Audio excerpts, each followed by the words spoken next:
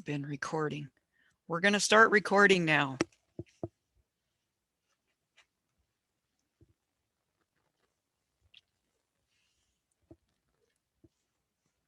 It's working. Okay, I think most everybody's back. So let's answer this question again. And let's see if we get a better consensus. Which of the following surfaces performs the smallest proportion of CO2 and O2 exchange for that respective animal? Ready, go.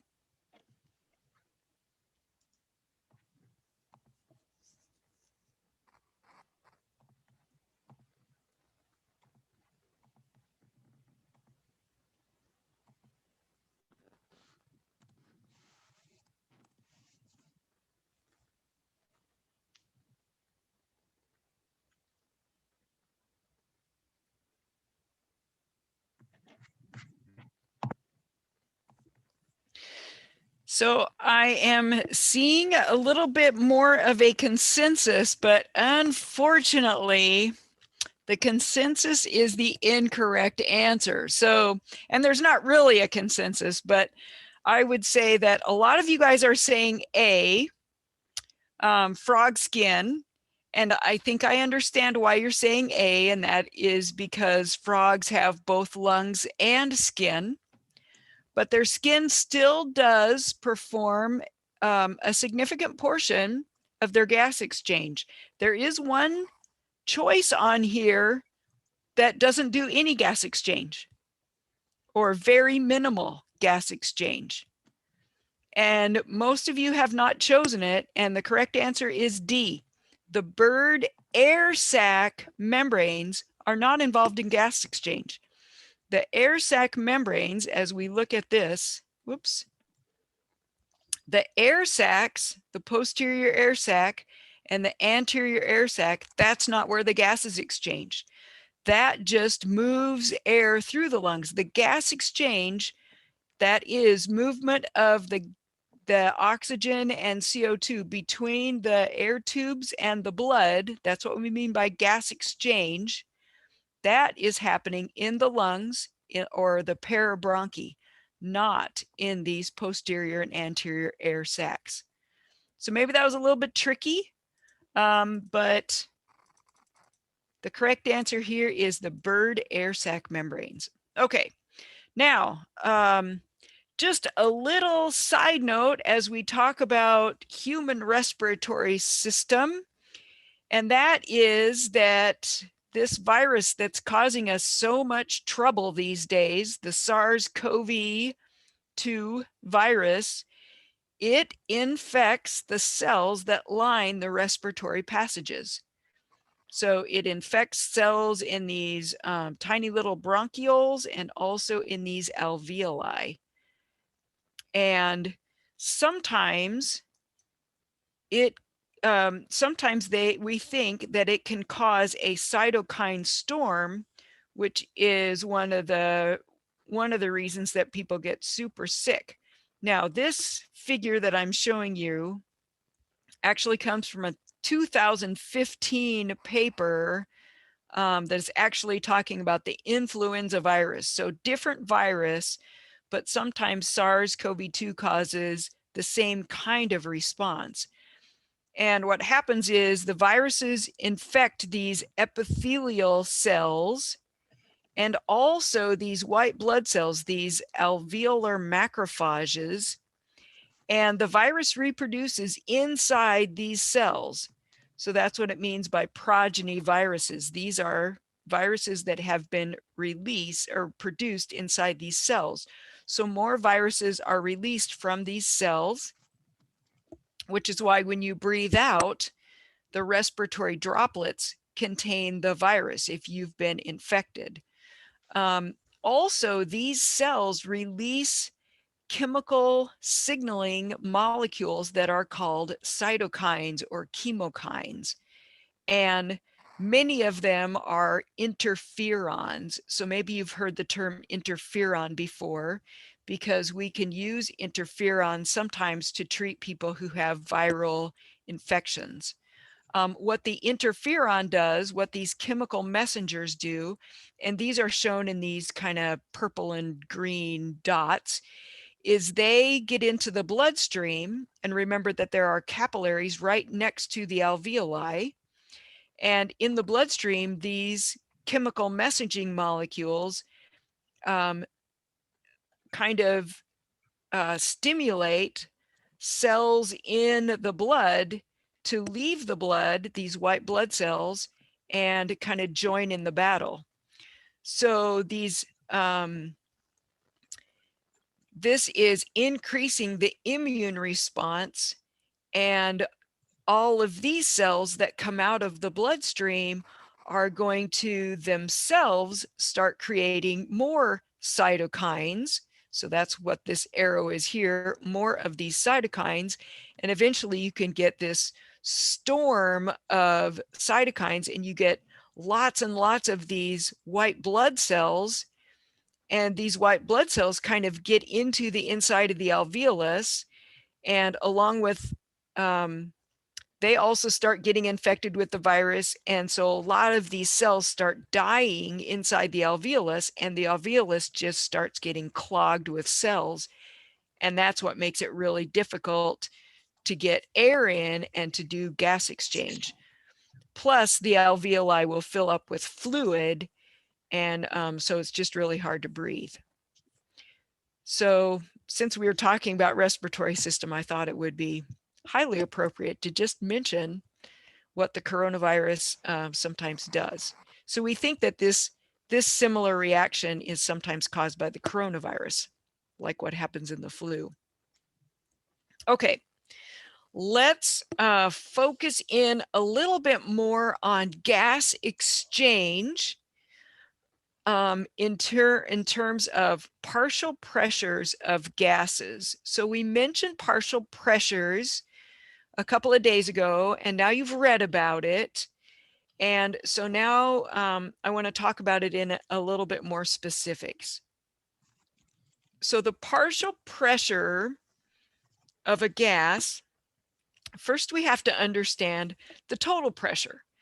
So at sea level, and we're not too far from sea level here, so the atmospheric pressure here on a typical day will be 760 or somewhere around 760 millimeters of mercury. And you know that atmospheric pressure goes up a little bit, down a little bit. We call it barometric pressure. Sometimes they'll report that on a weather forecast. I feel like I used to hear that more when I was growing up than I do now. Now we hear more like dew point and stuff like that. They don't usually talk about the pressure, but sometimes the atmospheric pressure changes if you have a storm coming in. If you have a sunny day, that's often a high pressure day. If you have a cloudy day, that's often a low pressure day. So it varies a little bit, but atmospheric pressure, standard atmospheric pressure is 760 millimeters of mercury. Millimeters of mercury, that's just a unit. What that means is that atmospheric pressure pushing down on a like a lake of mercury could push a column of mercury 760 millimeters high. So about 3/4 of a meter high. We use mercury because it's dense and heavy, and it's easier to measure because it makes a shorter column. So the partial pressure of oxygen is simply the pressure that is due to oxygen. And so the atmosphere is about 21% oxygen. So if we multiply 760 times 21%, we get the partial pressure of oxygen, which is 160 millimeters of mercury. the partial pressure of carbon dioxide is really low. The atmosphere is only about 0.04% carbon dioxide. And so we multiply 760 times 0.04 and you get 0.3 millimeters of mercury. So really, really low partial pressures of CO2. Now, the reason we use partial pressure is because it allows us to easily compare the amount of a gas that's dissolved in a liquid with the amount of a gas that's in the atmosphere. There's going to be a lot lower concentration of the gas in the liquid, but it's going to end up, if you have a liquid that's exposed to an air mixture, eventually air particles, gas molecules will diffuse in and out of being dissolved in the water, and they'll end up coming to an equilibrium. And at that equilibrium, we would say that the partial pressures are equal, but the concentrations would not be equal. So we use partial pressure because it's a unit that allows us to compare easily. And a rule is that gases always move by diffusion. So a gas will always diffuse from an area where there's a higher partial pressure of that gas to an area where there is a lower partial pressure of that gas. And that can be from a liquid into a gas, or it can be from a gas into a liquid. So notice that the gases might dissolve like into your blood or into the water. The gas is not becoming a liquid itself. It's just those molecules are becoming dissolved in the liquid. Okay, so think about the respiratory organs that you know about, and think about the circulatory system. So you know about a lot of the blood vessels in the circulatory system. And what I'd like you to do now with your lab partner is identify which respiratory organs would have the highest partial pressures of oxygen and which would have the lowest partial pressures of oxygen. This would be in the human respiratory system. Also, which respiratory organs have the highest and lowest partial pressures of carbon dioxide. And then turning to the circulatory system, which blood vessels are going to have the highest and lowest partial pressures of oxygen, and that last one should say carbon dioxide. So see if you can identify that with your lab partner. Highest and lowest partial pressures of oxygen and carbon dioxide in the respiratory systems and the circulatory system.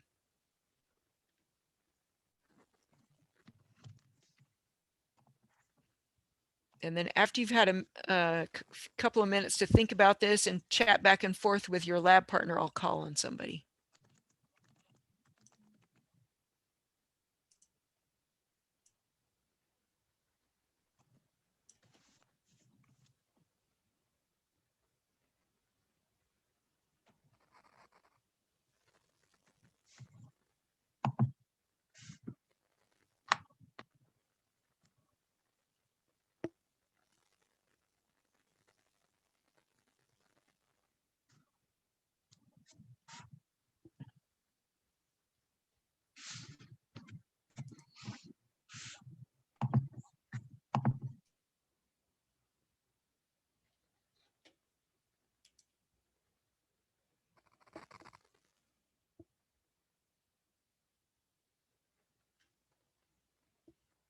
Okay, let me start with Madeline.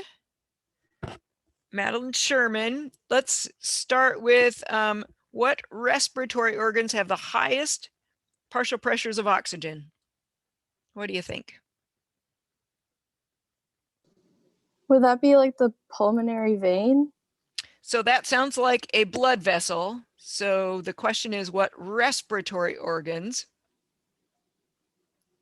Pulmonary vein would definitely be true for the third bullet there. Which blood vessels have the highest partial pressures of oxygen? The pulmonary vein is a great answer for that. Absolutely right.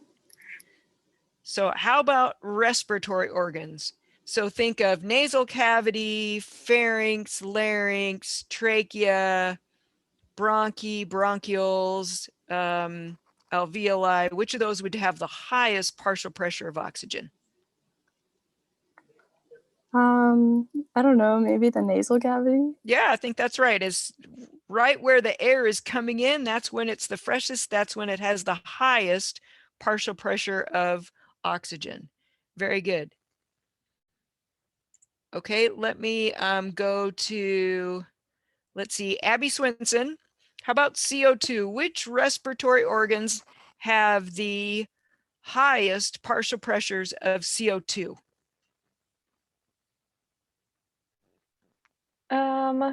I was gonna say the nasal cavity for that one, but that one was for the oxygen, right? Yep. So think about where the Um, CO2 would be highest. would that be in the lungs? Yeah, so I would say in the lungs, in the alveoli of the lungs, that's where you're going to have the highest partial pressure of CO2.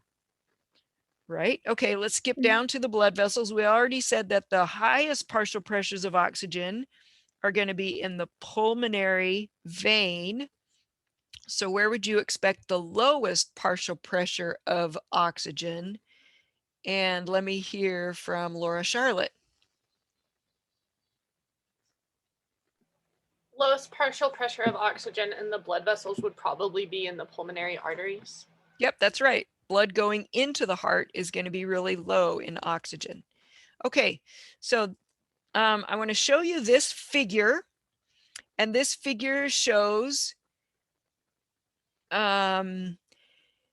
partial pressures of oxygen in the red bars, and partial pressures of carbon dioxide are shown in gray bars. And we've got several different places. So notice that this figure is really an abbreviated figure that only shows inhaled air, and it doesn't show all the passageways before you get to the alveoli. So there's this kind of leaves out the pharynx, larynx, trachea, bronchi, bronchioles, and just goes straight to the alveoli. But you should know that air goes through a lot of passages before it gets here. So air coming in has partial pressure of oxygen of 160 and extremely low partial pressure of carbon dioxide. Should be, I think, 0.3 instead of 0.2. And then alveolar spaces, there is less oxygen because some of that oxygen is going to diffuse into the bloodstream. Also, remember that there is residual air down here in the lungs. So this inhaled air is going to mix with the air that's already there. And so that means that there's going to be a lower partial pressure of oxygen in the alveoli than there is in the inhaled air. Then as this air gets breathed out, the exhaled air actually is a little bit higher in oxygen than the air down in the alveoli. And this again is because when you breathe in, there's a lot of air that doesn't make it all the way down to the alveoli. So there is some fresh air that this exhaled air is going to mix with. So your partial pressure of oxygen in exhaled air is 120. So that's actually pretty high, especially if we look at the partial pressure of oxygen in the blood that's coming into the lung in this pulmonary artery. It's a really low partial pressure of oxygen. It's only 40. And that's compared to this 120 that's going out. So we're breathing out a lot of oxygen. And this is actually why rescue breathing works. This is why you can breathe for somebody. There's still enough oxygen in your exhaled air for them to get oxygen and stay alive. So as part of CPR, you're breathing for somebody else. That's why that works. Okay, so the capillaries in the blood, or the capillaries in the lungs, are going to exchange gases with the alveoli. So by the time the blood leaves the alveolus, it's going to have the same partial pressure of oxygen as what was in the alveoli, because these gases are going to diffuse until the partial pressures are equal on both sides. So blood coming out of the lungs in the pulmonary vein, and the blood going through the heart, and the blood going into the systemic arteries are all pretty close to the same amount of oxygen. They're going to be all pretty close to partial pressure of 104. And then when this blood gets to the capillaries somewhere in the body, anywhere in the body, could be in your toes, could be in your brain, could be in your digestive organs, they are going to do gas exchange with these cells. And the partial pressure of oxygen in these cells is 40 or less than 40. So by the time the blood leaves these capillaries, it has lost a lot of oxygen. And so the oxygen is down to a partial pressure of 40 in the systemic veins, going through the right side of the heart and going into the pulmonary artery. That blood is very low in oxygen. And then you kind of have the opposite thing with the CO2. The CO2 is going to be highest in these body tissues at a partial pressure of more than 45 millimeters mercury. That CO2 is going to diffuse into the blood. So the blood in the systemic veins and in the right side of the heart and in the pulmonary artery is going to be pretty high in CO2. Most of that CO2 is going to diffuse into the alveoli. So the alveolar space is going to end up with a partial pressure of carbon dioxide of 40. And then that air is going to mix with some fresh air that's in your trachea and your bronchial tree. And so your exhaled air is going to be 27 CO2. That's still a lot more than the partial pressure coming into your body, a lot higher CO2 coming out. And then notice that going on to the rest of your body, you're going to still have a fairly high amount of CO2 in this blood that goes from the pulmonary vein into the left side of the heart and out through the aorta and into the systemic arteries. So you're still going to have a fairly high amount of CO2, but some of it is going to diffuse out and be exhaled. All right. Would you guys like to see an animation of this? Do you think that would help? I see a couple people nodding, so that's good enough for me. So I'll see if this animation will open up. It looks like it's trying.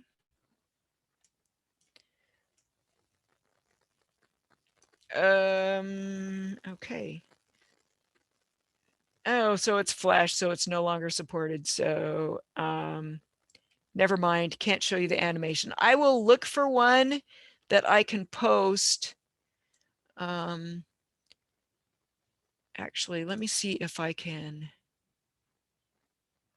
Let me see if I can just find a YouTube. I'll do a real quick search for this and see if I can find it on YouTube.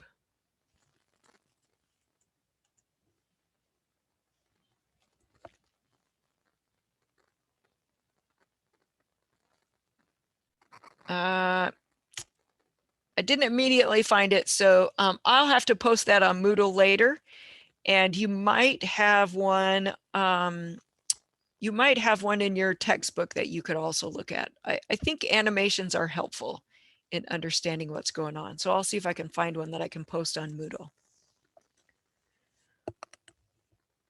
So I'm going to check your understanding by just asking you to answer this question in a private chat to your lab partner. How does the air in the lungs, in the alveoli of the lungs, differ from the fresh air that enters the body into your nasal cavities?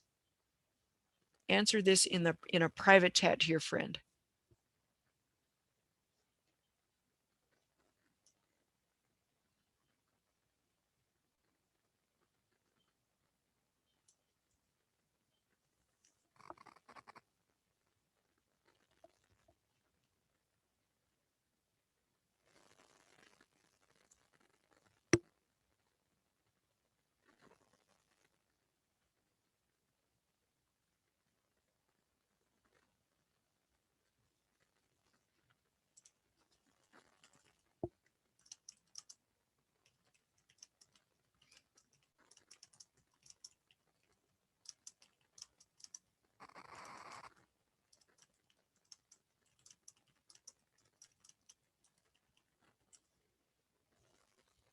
All right.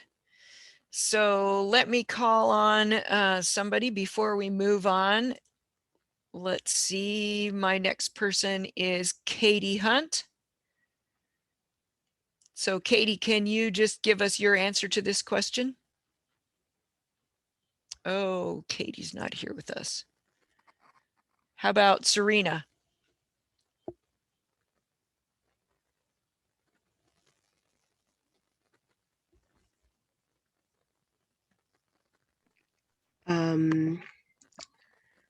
Fresh air has more pressure when it enters your body, and it is filtered slightly by the nose.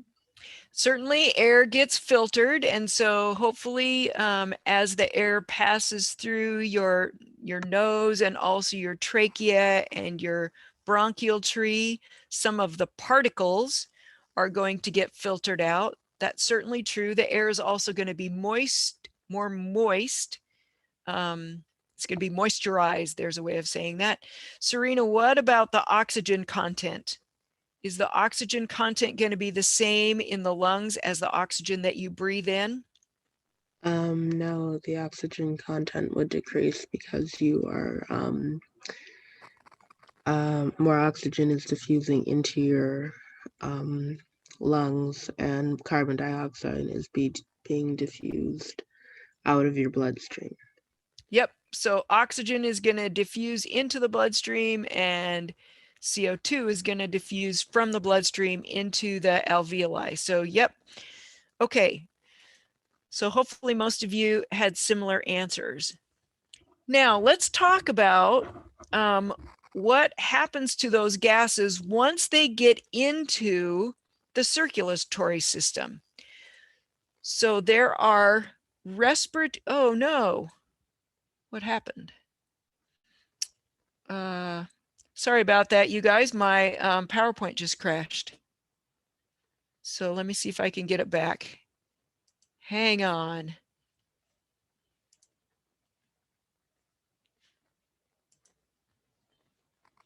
Technology. Love it.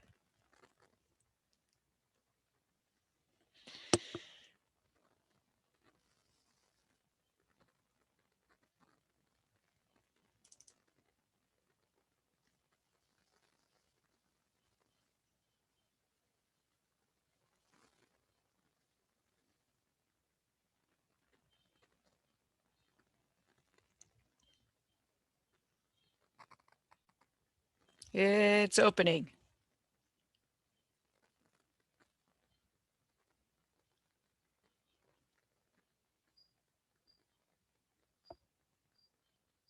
And it's processing.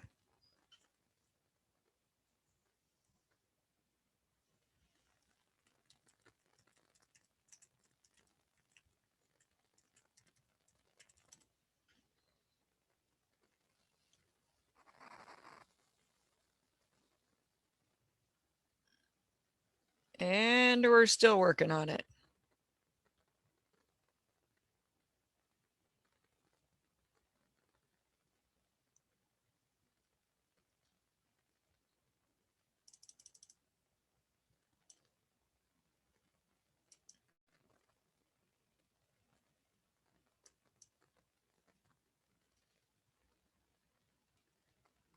Okay, getting very close here.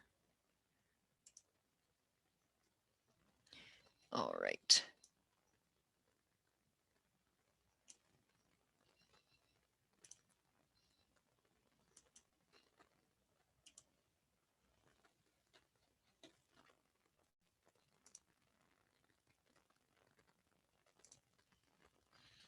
All right, so once the oxygen gets into the bloodstream, respiratory pigments are going to help carry the oxygen and help it stay in the bloodstream. So these respiratory pigments increase the amount of oxygen that can be carried by whatever the circulatory fluid is. In us, it's hemoglobin, but in other animals, the respiratory pigments may not be red. So we call these respiratory pigments, we call them pigments because they give color to the circulatory fluid. So in us, it turns our blood red, but in arthropods and mollusks, they have a pigment called hemocyanin. And so what color is cyan? Anybody? Isn't that kind of like an orangish color? No, it's not. Is it blue? Oh, It's okay. blue, right? So hemocyanin, oops, this is hemoglobin. We have hemoglobin, which is red, and the hemoglobin is red because of these iron containing heme groups. So it's just kind of like having iron rust. It's red. But let's look at hemocyanin, and it's actually blue. So these are horseshoe crabs, much bigger horseshoe crabs than what you guys may have seen in the saltwater tanks in the biology department. And these are used a lot in the development of drugs because it turns out that that this blood is really good for not allowing things to grow in it. So they actually drain blood out of these horseshoe crabs, and then they release the crabs, and most of them survive. Some of them do not survive. It's kind of brutal. But this horseshoe crab blood is really valuable for making drugs. You can read about it. This is an article from 2014 from the Atlantic, so you can read all about it. Atlantic articles are always very detailed, so you can read all about that if you want to. All right, so let's talk about hemoglobin. Hemoglobin is what we have. Hemoglobin helps transport oxygen. So what I would like you to do is look at this graph and figure out what's going on in this graph. You can send a private text or chat to your lab partner if it helps to talk about it. What is going on in this graph? What does this graph show us?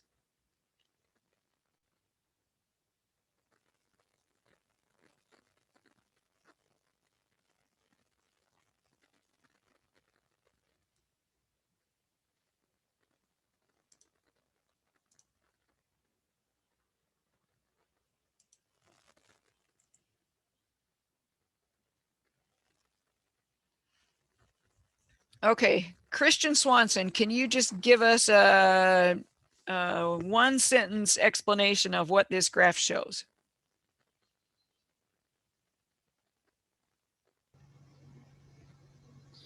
Yes. So the higher the PO2, the higher the saturation of hemoglobin.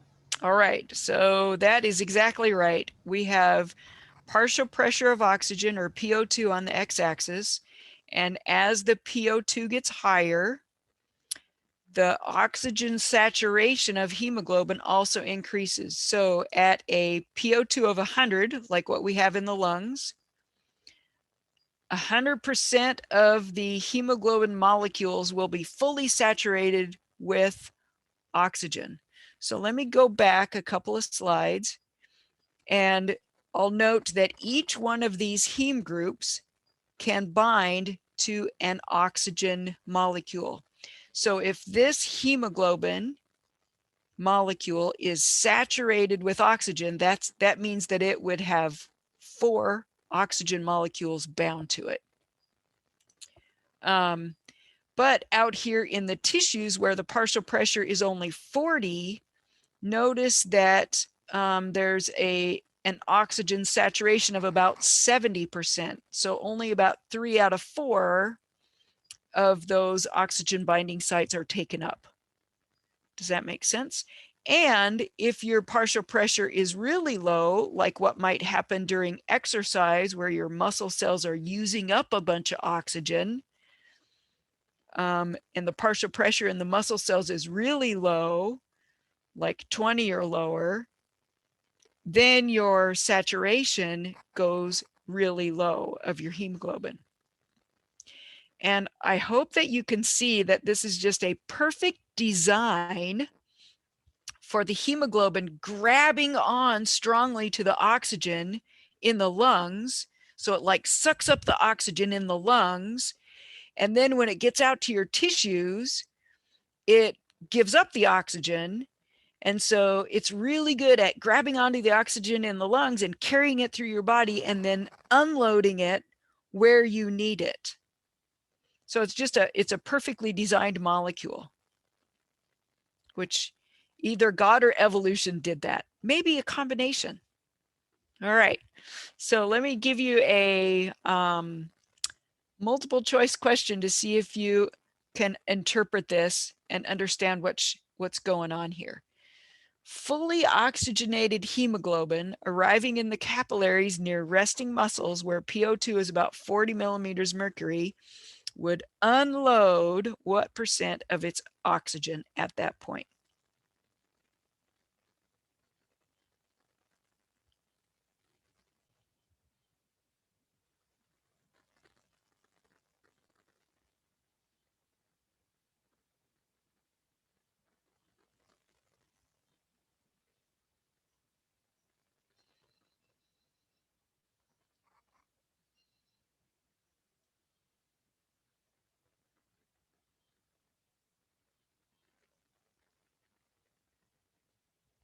Okay, most of the people that answered right away gave me the wrong answer, but as people are thinking about it a little bit more, I'm starting to see a lot of the correct answer.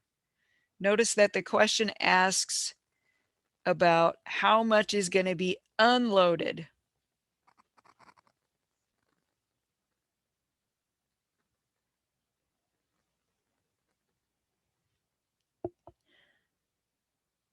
Now I see one person go, oops. Okay, so notice, and this graph just points it out. Here's how much oxygen is unloaded. So about 30% of the oxygen is unloaded. So you should have chosen answer B. A lot of you chose C because that is how much oxygen will still be loaded on the hemoglobin. The hemoglobin is going to be 70% saturated, which means that it's lost 30%. It's unloaded 30%. All right. So 30% is the correct answer. Now, one last thing, and that is what's called the Bohr shift. And the Bohr shift just describes that hemoglobin has a lower affinity for oxygen. It'll have a lower oxygen saturation if there is a lower pH.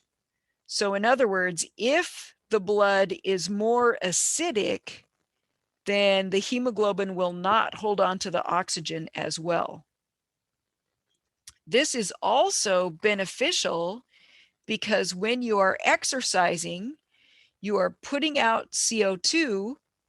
The CO2 is going to combine with water and make carbonic acid, and that is going to make the blood more acidic and the interstitial tissue more acidic, and that's going to make the hemoglobin even more likely to give up its oxygen, which will help help those tissues that have been exercising.